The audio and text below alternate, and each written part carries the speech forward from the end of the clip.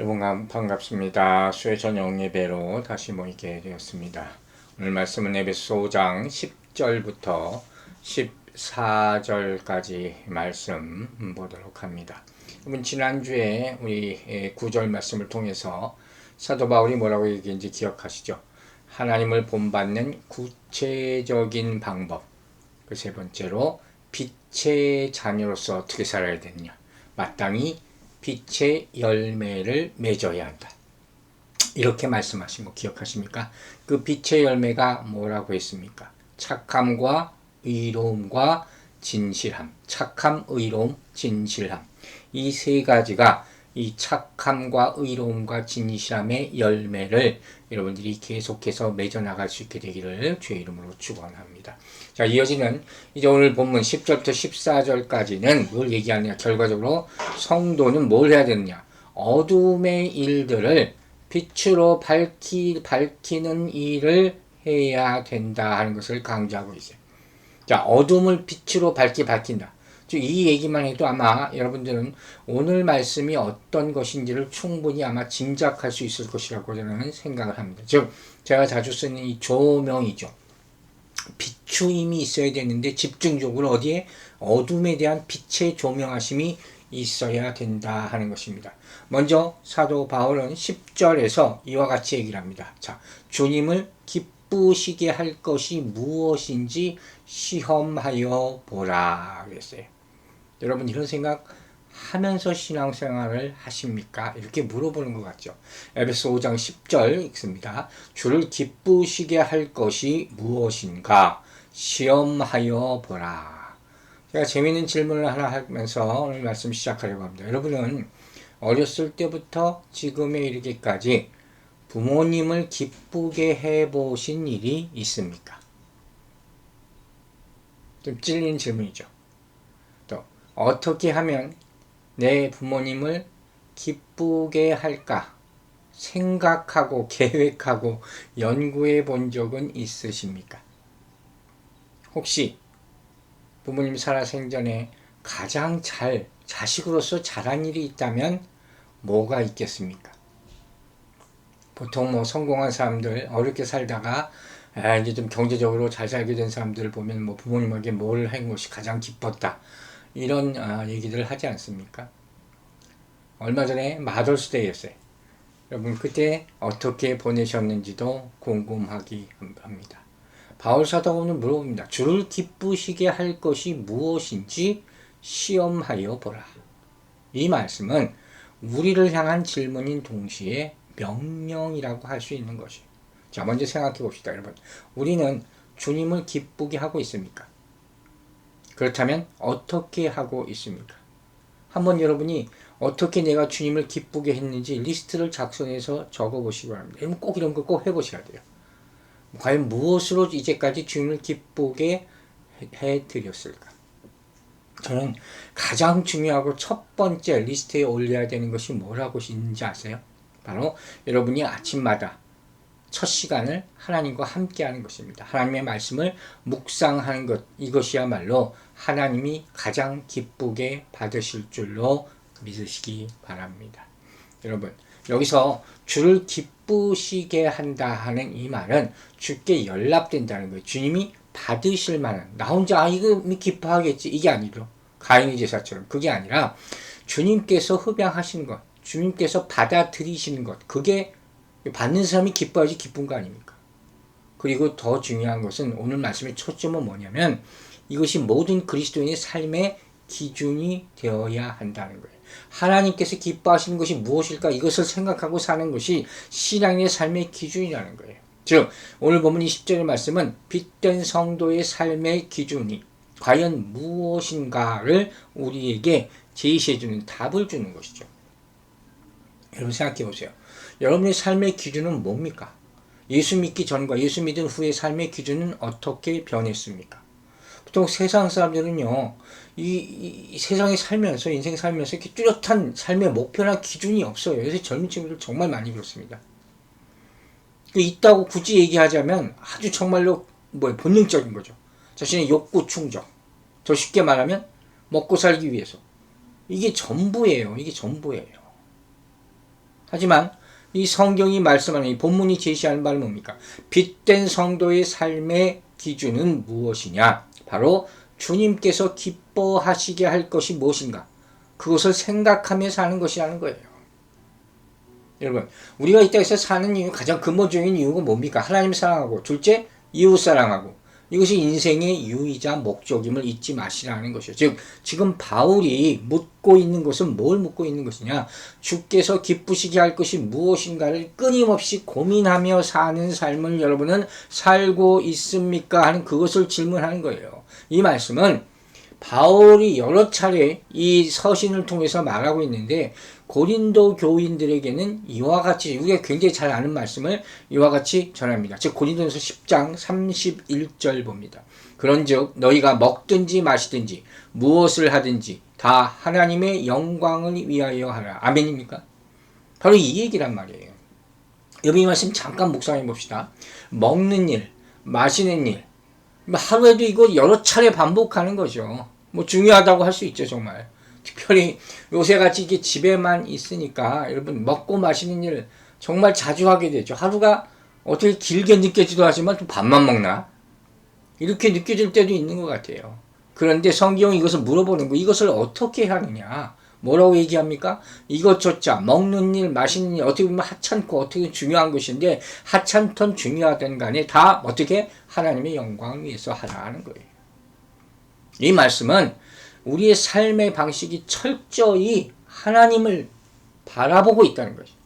주께서 기쁘시게 하는 것이 무엇인가를 깊이 생각하는 그런 기준으로 하지 않으면 안 된다는 것이에요. 여러분, 지금 상황에서 많이 가지고 있던, 적게 가지고 있던, 많이 받던, 적게 받던 감사할 수 있길 바랍니다. 하나님과 동행할 때 그런 고백이 나오게 될 줄로 믿습니다. 여러분, 이미 바울 사도가 앞에서 뭐라고 얘기하냐면 빛된 성도는 모든 일을 착함과 의로움과 진실함으로 해야 한다, 이런 말씀을 했어요. 그런데 이런 착함과 의로움과 진실함은 성도들에게만 나타나는 게 아니라고 말할 수도 있다고 했어요. 지난주에는 비슷한 말을 했잖아요. 즉 이런 모습들은 믿지 않는 사람들에게도 윤리 도덕적으로 착한 사람들이 있어요. 선하게 사람들이 있어요. 이런 사람들에게도 나타날 수 있는 모습이다 하는 것이에요. 그렇다면 바울 사도가 본문에서 정말 말하고자 하는 것은 무엇이었느냐? 그게 뭔지 뭐겠습니까? 여러분, 세상의 불신자들 같은 경우에는 뭐예요? 이들이 같은 좋은 일을 하더라도 그 같은 좋은 일을 하는 중심에는 누가 있습니까? 자기 자신이 있어요. 자신의 양심, 자신의 도덕심, 즉 공동체의 요구, 이런 것들을 만족시키기 위해서 이런 일을 할 때가 대부분이라는 거예요. 어떤 종교를 믿는 종교인이라 할지라도 자기 종교를 믿는 그 신앙심의 만족, 또 자랑을 위해서, 또 그들이 섬기는 어떤 우상이 있다면 그것을 만족시키기 위해서, 자기 만족을 위해서 이런 선하고 착한 일을 할 경우가 많다는 것입니다. 바꿔 말하면 이런 세상 사람들에게는 하나님에 대한 의식은 조금도 없다는 것입니다. 그렇지만 우리 그리스도인들은 어떠냐 하는 것입니다. 여러분, 나를 위해서 합니까? 내가 위대해 보이기 위해서 합니까? 내가 세운 어떤 내 스스로 만들어놓은 도덕적 가치관이나 바른 양심, 내 기준을 위해서 만족시키기 위해서 합니까? 그것이 아니라 무엇을 위해서? 하나님이 기쁘시게 하기 위해서. 완전히 다른 기준을 가지고 있다는 거예요. 그것이 바로 하나님께 영광 돌리기 위함이라는 그리스도의 삶의 목표가 되는 것이에요. 심지어 그래서 때로는 이런 기준이 우리 본성과 생각과 우리 경험에 맞지 않을 수도 있는 거예요. 그래서 예수를 늦게 믿는 분일수록, 안타까운 얘기지만 예수를 올바로 믿는다는 것에 굉장히 어려움을 느낄 수가 있다는 것이에요. 부딪히는 것, 걸리는 것이 많으니까. 내 마음의 욕구, 전혀 이것과 내 성향과 맞지 않을 수가 있다는 거예요. 하지만 어떻게 해요? 순종으로 해야 된다는 거예요. 왜냐하면 이것이 바로 하나님을 영화롭게 하는 것이기 때문이다 하는 사실입니다. 여러분, 이것이 바로 그리스도인들과 비그리스도인들의 삶의 완전히 결정적인 차이라 말할 수 있는 것이에요. 여러분, 이것을 꼭 명심하시기 바랍니다. 바로 알고 바로 믿고 바로 행하는 여러분들이 되시기를 주의 이름으로 축원합니다. 그리고 나서 바울은 덧붙여서 뭐라고 말합니까? 시험하여 보라. 내가 하는 일이 하나님을 기쁘게 하는 일인지 그냥 잠깐 생각하는 것이 아니라 스스로 테스트를 해보라는 거예요. 여기까지 못 가는죠. 대부분의 사람들이. 그러니까 본문은 분명히 얘기하고 있어요. 우리 신앙이 옳은 것인지 그른 것인지 내가 어떻게 알 수 있겠습니까? 그것을 확실히 알기 위한 방법을 알려주고 있는 거예요. 먼저 여기서 말하는 이 시험하여 보라 하는 말은 뭐냐면, 원래 의미는 뭐냐면 금속을 불에 넣고 그것을 어떻게 하는 거예요? 불에 막 연단시키면 어떤 거예요? 제대로 순수하지 못한 것은 다 녹아 없어지잖아요. 진짜인지 가짜인지 알아보는 것. 이게 바로 여기서 말하는 시험하여 보라라는 거예요. 이것을 우리 믿음의 사람들은 뭘 할 때 이 시험하여 보라는 말이 나타나는지 기억하십니까? 여러분, 바로 우리의 공력이에요. 진짜 믿음이 있는가? 그 말씀을 고린도전서 3장에서 얘기합니다. 3장 13절부터 15절 말씀입니다. 각 사람의 공적이 나타날 터인데, 그죠? 마지막 날에 그날이 공적을 밝히니 이는 불로 나타내고 그 불이 각 사람의 공적이 어떠한 것을 시험할 것임이라. 불로 태워서 안다는 거예요. 만일 누구든지 그 위에 세운 공적이 그대로 있으면 상을 받고 누구든지 그 공적이 불타면 해를 받으리니 그러나 자신은 구원을 받되 불 가운데서 받은 것 같으니라. 굉장히 중요한 말씀이죠. 우리의 신앙의 모습이 진짜인지 가짜인지 불시험을 통해서 나타내는데, 쉽게 말하면 이런 얘기예요. 우리의 섬김, 우리의 사랑이 말로만인 건지 거짓인지 아니면 진실된 것인지 이렇게 드러나게 될 것이다 하는 것이에요. 또한 이 본문의 교훈이 더 가까운 의미는, 이 시험하다라는 말의 의미는 뭐라고 또 표현해 볼 수 있냐면 검증하다예요. 또 많은 주석집에 뭐라고 표현되냐면 분별할 수 있느냐, 진짜인지 정말 하나님이 기쁘게 하시는 건지 분별할 수 있느냐 하는 것이에요. 로마서 12장 2절에 이런 말씀이 있습니다. 너희는 이 세대를 본받지 말고 오직 마음을 새롭게 함으로 변화를 받아 하나님의 선하시고 온전하신 뜻이 무엇인지 분별하도록 하라. 계속해서 지금 하고 있는 말씀이죠. 변하고 있습니까? 그것으로 말미암아 분별하는지 아닌지를 깨닫게 된다는 거예요. 진짜 변했는가? 베드로처럼 바울처럼 변했는가? 새 사람이 되었는가? 이것을 통해서 우리의 속을 들여다본다는 거예요. 즉 오늘 본문에서는 앞장 9절에서 얘기한 빛의 열매들, 착함과 의로움과 진실함을 삶에서 나타내 보이고 있는가, 이것을 실천하고 있는가를 점검해 보라는 거예요. 그것으로 분별하는 것이에요. 증명할 수 있다는 거예요. 그러므로 여러분, 오늘 본문은 정말 실천할 거죠. 우리가 어떤 일을 할 때 항상 먼저 뭐라는 거예요? 과연 이 일이 주님이 기뻐하시는 일인가? 깊이 생각해야 할 줄로 믿습니다. 그리고 그렇게 할 수 있는 동기의 말씀을 한 가지 제가 찾아서 여러분께 드립니다. 바로 고린도전서 4장 3절과 4절 말씀입니다. 너희에게나 다른 사람에게나 판단받는 것이 내게는 매우 작은 일이라.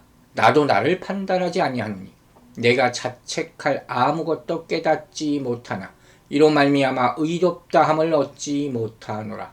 다만 나를 심판하실 이는 주시니라. 자, 무슨 말씀인지 아시겠습니까? 바울사도가 의도하는 뜻이 무슨 소리냐? 이렇게 하나님이 기뻐하시는 일을 하는 이유는 억지로 하는 게 아니라는 거예요. 또 내가 악하다고 혼날까봐 하는 것도 아니라는 것이죠.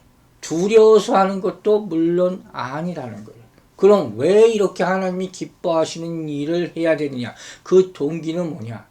여러분, 그리스도인은 바울사도가 로마서 1장 14절에서 고백한 대로 나는 빚진 자다 하는 그것을 인식하는 마음에서 모든 일을 하는 거예요. 또 우리가 주님의 피값으로 말미암아 산 것이 되었음을 아는 그런 감사함으로 하는 사람이에요. 그래서 로마서 5장 20절에서 은혜가 넘친다 그랬어요. 모든 것을 은혜로 하는 사람. 그래서 당신 없이는 나에게는 아무 기쁨이 있을 수가 없습니다. 이런 고백을 가지고 모든 것을 하는 사람, 그런 고백을 할 수 있는 사람, 이 사람이 바로 기뻐서 하는 일이라는 거예요. 여러분, 우리가 잘 아는 웨스트민스터 소유리 문답, 우리가 옛날에 그 세례 문답할 때는 이거 항상 물어봤었어요. 그 첫 번째 질문이 뭡니까? 사람의 제일 되는 목적이 무엇이냐 이렇게 물어봤잖아요. 뭐라 그랬습니까? 하나님을 영화롭게 하고 주를 즐거워하는 것이다. 하나님을 영화롭게 하고 그분을 즐거워하는 것, 하나님을 기쁘시게 하는 것. 이것이 우리 인생의 목적임을 잊지 마시기 바랍니다. 자, 에베소 5장 11절 말씀 읽도록 하겠습니다. 너희는 열매 없는 어두움의 일에 참여하지 말고 도리어 책망하라 그랬어요. 자, 이 11절 말씀은 앞서서 본 7절과 9절의 내용과 밀접하게 연관이 있다고 할 수 있죠. 7절에서는 어둠에 있는 저희와 함께 참여하지 말라 그랬어요. 소극적으로 이게 권면하는 거죠. 본절에서는 더 적극적이에요. 어둠의 일에 참여하지 않을 뿐 아니라 그런 일을 하는 사람을 어떻게 하라고? 책망하라. 이게 본문의 핵심이라고 했어요. 책망하라는 거예요. 먼저 열매 없는 어두움의 일이라는 게 뭡니까? 바로 9절의 빛의 열매와 대조되는 말씀이 계속 또 사도 바울이 이 대조를 사용하고 있죠. 즉 어둠과 빛이라는 것은 죄와 의로움을 대조시키는 뭐예요? 바로 시각적인 의미로 우리로 하여금 더 쉽게 이해할수록 만들어주는 표현이라는 거예요. 즉 앞에 3절부터 5절까지 우리가 봤던 어둠에 속한 일들을 추구하는 삶은 하나님이 기뻐하시는 열매들, 또 갈라디아서 5장 22절부터 나오는 성령의 열매들을 절대로 맺을 수가 없다 하는 거예요. 왜? 원인이 그러니까 결과가 나올 수가 있겠어요? 그것을 로마서 6장 21절에서는 이렇게 표현합니다.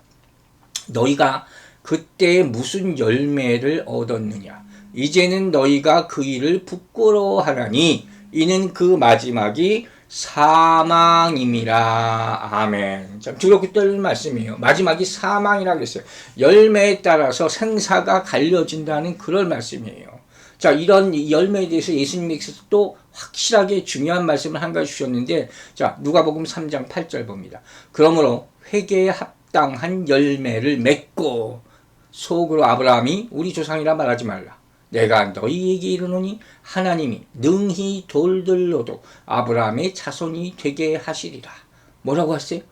회개에 합당한 열매를 맺으라. 이게 핵심이란 말이에요. 그래서 만약에 이 열매를 맺지 않으면 어떻게 한다겠습니까? 마태복음 3장 10절에서 뭐라고 말씀하셨어요? 좋은 열매를 맺지 않으면 나무마다 찍혀 불에 던지운다는 거예요. 다 필요 없다는 거예요.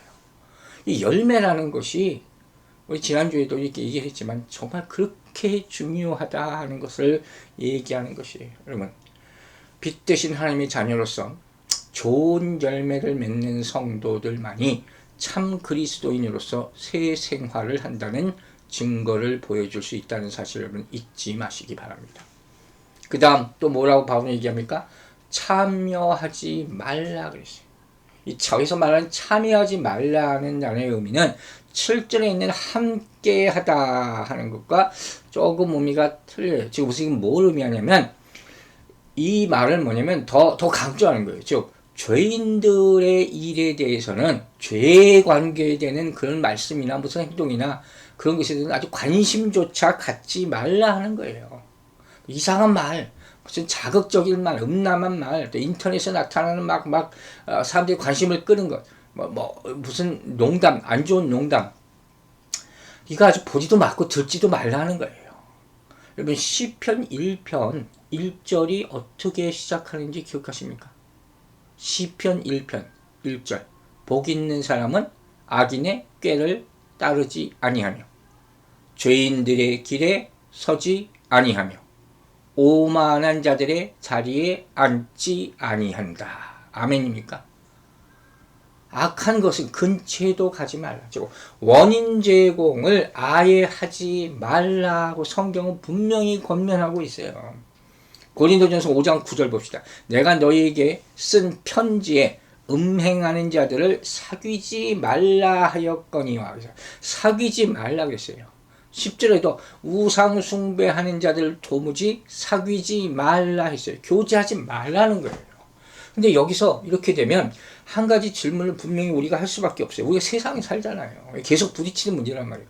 근데 이 사람들을 안 만나고 어떻게 살 수가 있냐 하는 질문을 갖게 되는 것이죠. 그래서 핵심은 뭐겠습니까? 저는 딱 떠오르는 단어가 한 가지 있어요. 바로 영향력이에요. 누가 영향력을 주고받느냐. 보세요. 우리도 다 세상에서 삽니다. 당연히 세상에서, 그리스도 있는 세상에서 사는 거예요. 교회 세상 가운데 있는 거예요. 그러나 성경은 뭐라고 얘기합니까? 비그리스도인, 넌 크리스찬들, 그리고 우리에게 나쁜 영향력을 주는 세상 사람들과 어떠한 뭐예요? 멍에도 같이 매지 말라 하는 거예요. 아멘 되시겠습니까, 여러분? 어떠한 멍에도 같이 매이지 말라. 이건 뭘 의미합니까? 제가 아주 쉬운 예를 하나 나눌게요. 여러분 꼭 기억해 하시기 바랍니다. 다른 예가 아니에요. 예수님. 예수님은요, 세리, 죄인의 친구들이었어요. 그들과 같이 밥 먹고 그들과 같이 교제했어요. 그래서 바리새인들이 비난까지 받았어요. 그러면 멍에를 매지 말라는 얘기 무슨 소리냐? 이렇게 얘기할 수 있잖아요. 자, 그런데 보세요. 그런 자리에 있다고 주님께서 악하고 어리석은 말을 하셨습니까? 그들에게 휩쓸리셨습니까? 그들에게 동화되셨습니까? 그들의 말 행동에 융화되셨습니까? 아니에요. 그렇게 할 수 있다는, 그렇게 될 수 있는 가능성이 우리에게 더 많다면, 그 정도 약하다면 가지 말라는 거예요. 상종하지 마시라는 거예요. 아시겠습니까?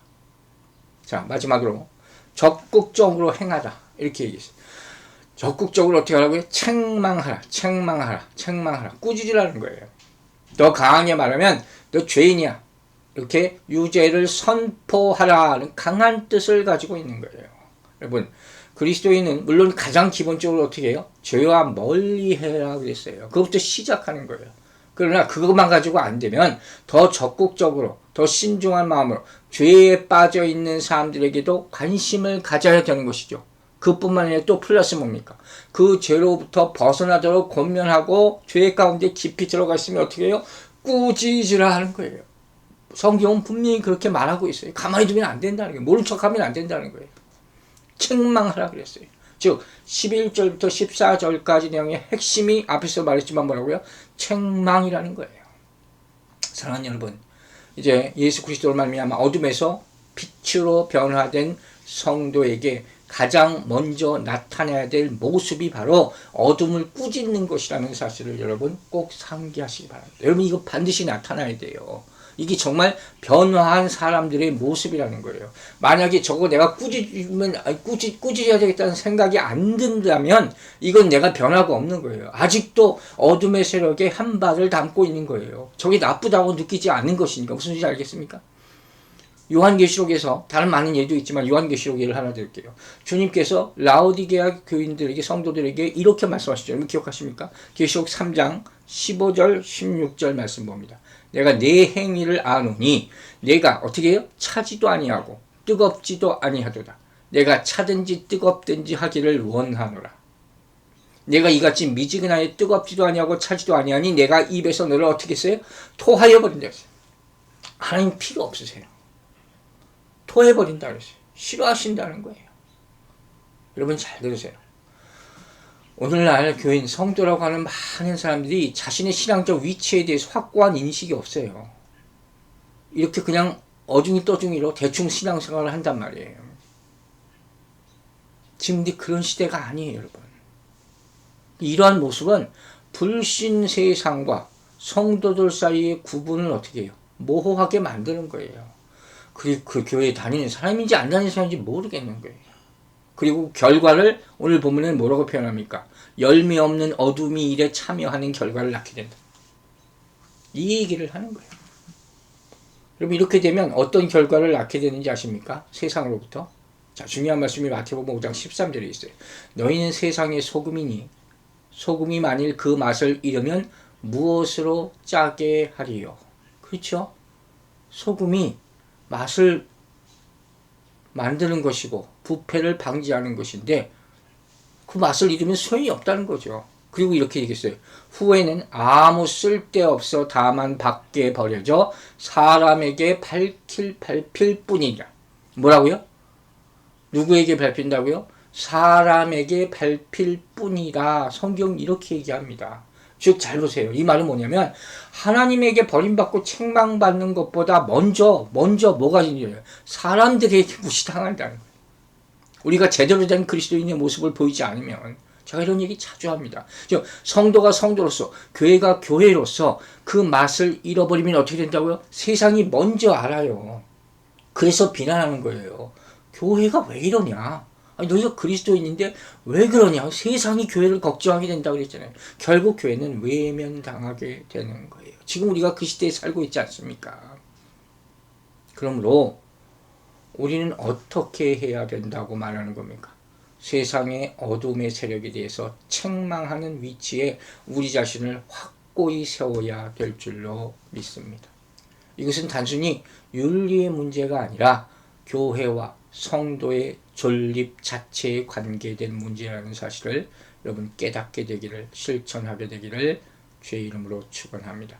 여러분이 아시는지 모르겠지만 존 파이퍼 목사님이라고 유명한 설교자가 있습니다. 복음주의 설교자의 대표격이죠. 이분이 얼마 전에 이 동영상을 통해서 설교를 한 편 내보내서 세상을 향해서 바로 이 코로나 사태에 대해서 하나님의 심판이라는 내용으로 설교를 내보셨는데 그게 얼마 전에 금지를 당했습니다. 저도 얼마 전에 알았어요. 며칠 전에.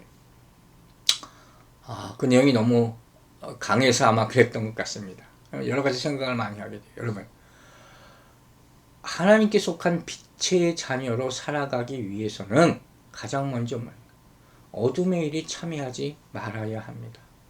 그 다음 어떻게 하라고요?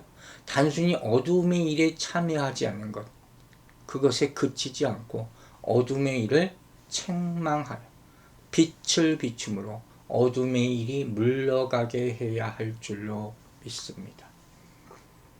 그런데 여기도 한 가지 주의해야 할, 조심해야 될 것은 있습니다. 그것이 무엇이냐?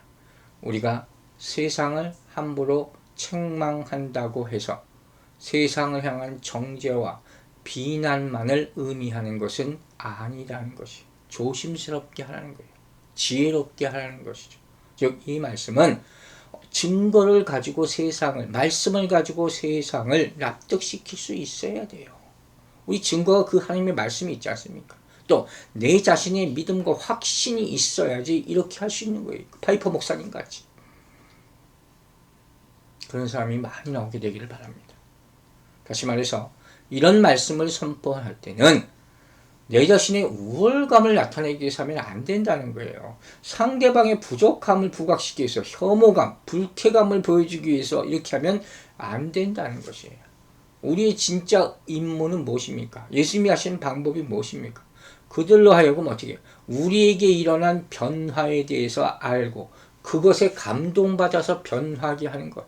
이것이 바로 가장 큰 변화를 일으키는 힘이 된다 하는 사실을 여러분 잊지 마시기 바랍니다. 예수님의 하나의 예를 듭니다. 여러분, 예수님은 아까도 말했지만 세리와 죄인, 창기들의 친구셨어요. 참 어떻게 보면 그 시대의 사람들은 이해하기 어려운 그런 모습이었어요. 그러면 예수님께서 그들의 범죄에 동화되어 가셨습니까? 아니라 그랬잖아요. 그 결과는, 그들과 함께 교제한 결과는 무엇입니까? 항상 그들이 스스로의 그들의 죄악을 부끄러워하는 모습으로 나타나는 것이에요. 즉 죄인들이 누구든 간에 예수님을 만나든지 그 결과는 그들 스스로 부끄러워하지 않을 수 없게 된 것이고 자신의 잘못을 고치지 않고 회개하지 않을 수 없게 된 것이었어요.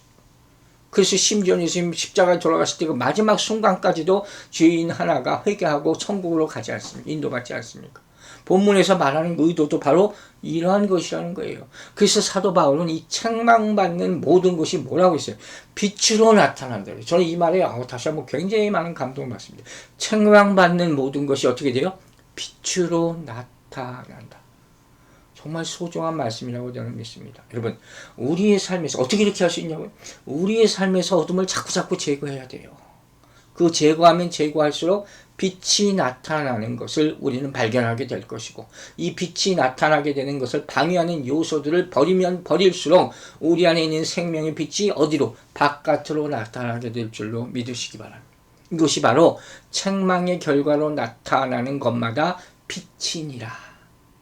이것의 뜻입니다. 여러분, 우리는 다른 사람의 반발과 적개심, 원한을 일으키는 그런 일을 하려고 해서 책망을 하는 것이 아닙니다. 성경이 가르치는 바른 책망은 뭡니까? 오로지 빛으로 나타나야 됨을 믿고 이와 같은 믿음으로 덕스러운 말씀을 전하게 되기를 주의 이름으로 축원합니다. 자, 그렇다면 우리가 왜 이렇게 책망해야 됩니까? 오늘 에베소서 5장 12절이 그 이유를 나름대로 얘기합니다. 그들이 은밀히 행하는 것은 말하기도 부끄러운 것들이다. 정확하게 이 이유를 꼭 집어서 얘기하고 있죠. 앞에 이게 왜냐하면 이라는 말이 생각되고, 지금 왜냐하면 그들이 은밀히 행하는 것이 말하기도 부끄러운 것이기 때문에 그들을 책망해야 된다 하는 것이에요. 이유가 있는 거죠. 괜히 책망을 하겠습니까? 특별히 우리는 교회 안에서 이러한 일이 바르지 못한 일, 의롭지 못한 일, 비윤리적인 일이 일어나는 것, 그것을 그냥 덮거나 피하거나 침묵하지 말아야 합니다. 마지막 기회에 적극적으로 그것들에 대해서 잘못을 지적하고 그만둘 것을 권면하고 선포해야 될 줄로 믿습니다. 자, 5장 13절 14절 말씀 이제 보겠습니다. 그러나 책망을 받는 모든 것은 빛으로 말미암아 드러나나니 드러나는 것마다 빛이니라. 그러므로 이러시기를 잠자는 자여 깨어서 죽은 자들 가운데서 일어나라. 그리스도께서 너에게 비추이시리라 하였느니라. 아멘. 자, 오늘 본문을 다시 한번 번역을 하면 이런 뜻이에요. 그러나 책망을 받는 모든 것이 빛 아래서 명백히 드러내어진다 하는 그런 의미예요. 여러분, 빛은 죄를 죄로 드러나게 합니다. 선을 선으로 드러나는 역할을 합니다. 어둠에 있었던 것들이 빛을 받아서 드러나면 빛의 세계에 속하게 됩니다. 아멘입니까? 여러분, 이 세상 자연도 빛이 비춰져야지 이 지금 사물이 모습을 드러내는 거예요. 지금도 라이트를 켜놨으니까 제 얼굴이 보이는 것 아닙니까? 불 꺼져 있으면, 햇빛이 비춰져 있으면, 비치지 않으면 우리는 아무것도 볼 수 없잖아요. 마찬가지라는 거예요. 영적인 세계에서도 빛이라는 것은 우리 인간의 행위를 조명합니다. 그래서 보게 하는 것이죠. 그래서 그 본질, 안에 들어있는 것을 다 그대로 노출시키는 것이에요. 그 빛이 누굽니까? 바로 예수 그리스도시라는 거예요. 복음이 바로 그 예수 그리스도가 전한 말씀임을 믿으시기 바랍니다. 즉, 그리스도의 정체성은 빛이에요. 여러분은 빛이에요.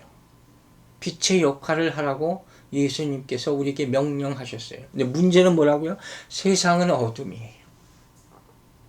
그리고 어둠은 빛을 항상 정복하려 하는 것이에요. 왜? 빛이 있으면 자기들 그 어둠이 스스로 없어진 걸 자기들이 더 잘 알기 때문에. 그러므로 이 빛과 어둠은 어떻게 해요? 주님이 다시 오실 때까지 계속 싸움하는 걸 부딪히는 거예요.